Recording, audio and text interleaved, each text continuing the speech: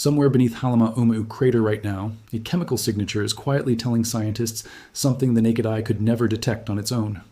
Magnesium oxide levels in Kilauea's erupted lava started climbing again during episodes 46 through 48, arriving alongside taller fountains during that exact same stretch. That correlation, chemistry and height moving together, is exactly the kind of subtle, easy-to-miss signal that could mean this record-breaking eruption isn't just continuing. It could be entering an entirely new growth phase, feeding off a fresh, less evolved supply of magma rising from deeper within the Earth. This is the deeper science behind Kilauea's ongoing record-shattering eruption, why the chemistry of the lava itself matters just as much as the height of any single fountain, and why the volcano's physical transformation of its own summit tells a story most coverage of this eruption has never fully explained. Let's start with what magnesium oxide actually tells scientists, because understanding this single chemical signature is genuinely the key to understanding everything else in this story.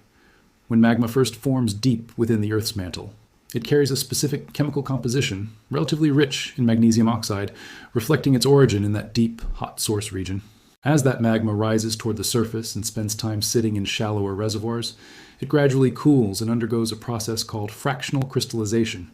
where certain mineral crystals form and settle out of the melt, progressively changing the remaining liquid's chemical composition. Magma that has spent considerable time evolving in a shallow reservoir typically shows lower magnesium oxide concentrations than magma arriving fresh from deeper sources. That means tracking magnesium oxide levels in erupted lava gives scientists a genuine real-time window into how directly connected any given eruption is to Kilauea's deeper magma supply, rather than simply recycling material that's already been sitting in a shallow chamber for an extended period. Stay with me on this one, because I think this chemical detail is genuinely one of the most underreported parts of the entire Kilauea story, and by the end of this video, you're going to understand exactly why scientists are watching it so closely. Drop a comment and tell me if you had any idea lava chemistry could actually forecast a volcano's future behavior, because I think most people, understandably, only ever think about fountain height and duration when they picture volcanic monitoring. And if you want to keep following the deeper science behind this eruption, subscribe now, because this magnesium oxide trend is still actively developing. Here's why the specific uptick during episodes 46 through 48 genuinely matters, and it's worth understanding the full implication rather than treating it as a minor technical detail. If magnesium oxide levels are climbing at the same time fountain heights are increasing, that combination suggests fresh, less evolved magma may be arriving from depth and greater volume, potentially signaling that the overall magma supply feeding this eruption is increasing rather than gradually depleting the way a slowly winding down eruption typically would. Scientists have been appropriately cautious about that interpretation,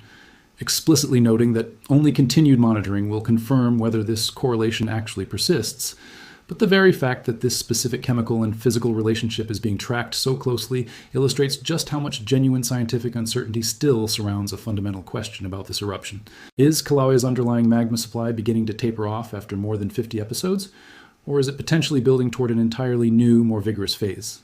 It's worth understanding exactly how scientists actually collect and analyze this magnesium oxide data in practice, because it's not simply a passive observation made from a distance. Researchers collect samples of erupted material, whether cooled lava, tephra, or Pellé's hair, and analyze their chemical composition using laboratory techniques capable of precisely measuring the relative concentration of various minerals, including magnesium oxide, within each sample. That analysis takes time, meaning the specific correlation identified during episodes 46 through 48 wasn't necessarily obvious in the moment those episodes were actually occurring, but rather became clear once researchers had processed samples from multiple consecutive episodes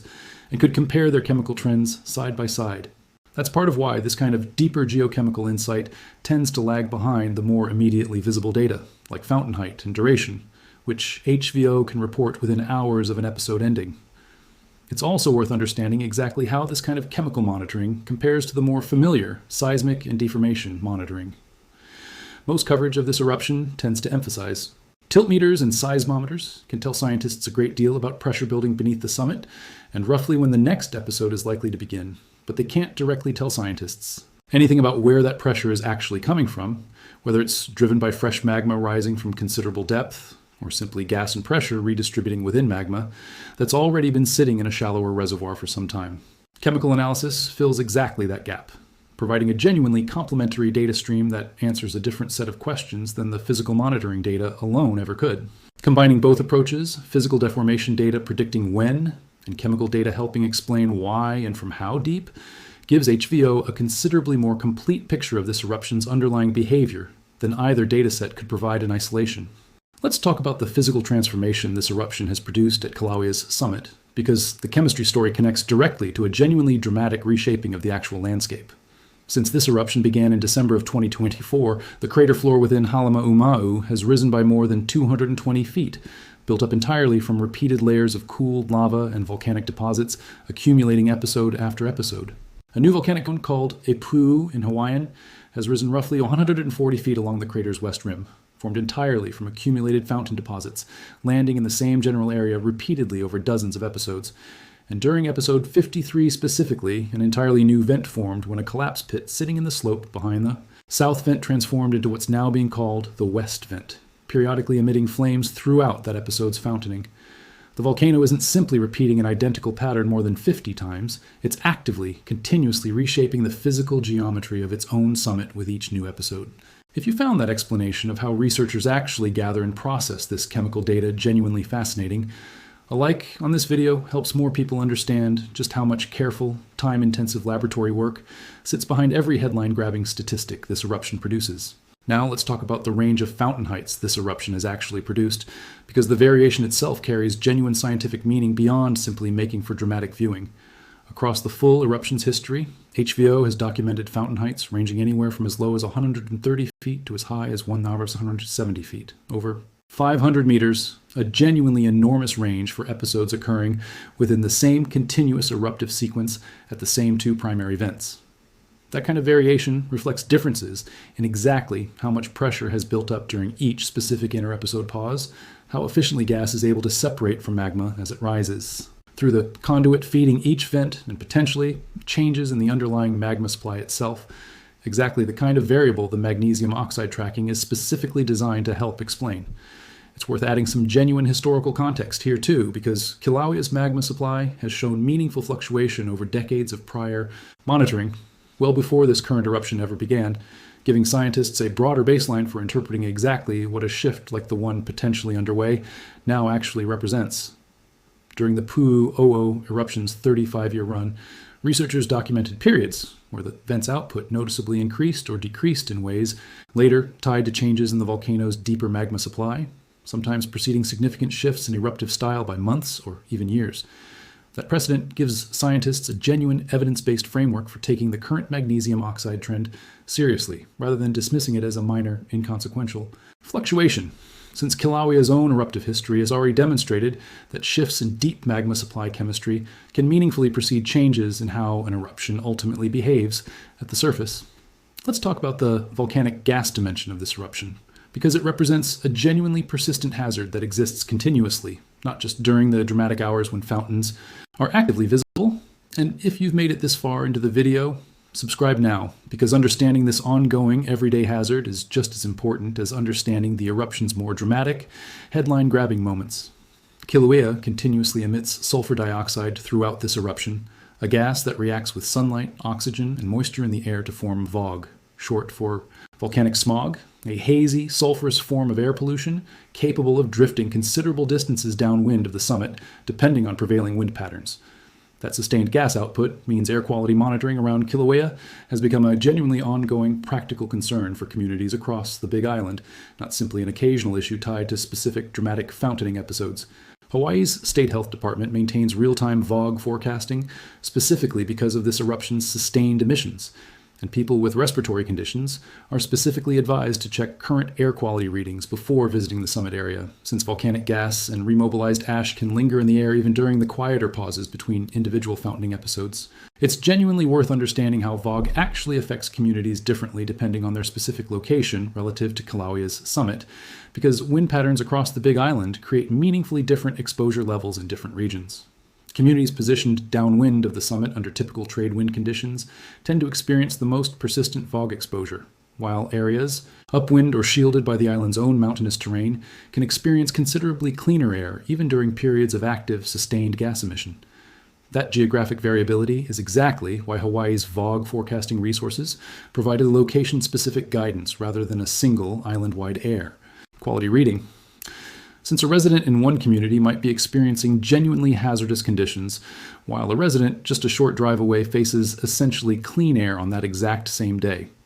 Here's a detail worth understanding about how this eruption's persistent hazards extend beyond the immediate vent area entirely. Significant hazards remain present around Kilauea's broader caldera from crater wall instability, ground cracking, and rockfalls, hazards that earthquakes accompanying this eruption's activity can directly enhance.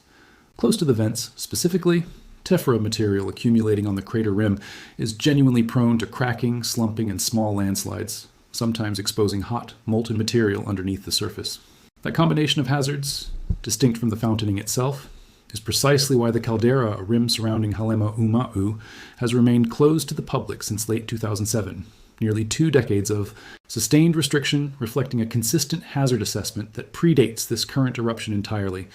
a reminder that Kilauea's summit has carried genuine, persistent risk independent of whatever specific eruptive episode happens to be underway at any given moment. It's worth understanding one more piece of context about why this specific eruption has become such a valuable case study for volcanologists working on eruptions at other similarly structured volcanoes around the world.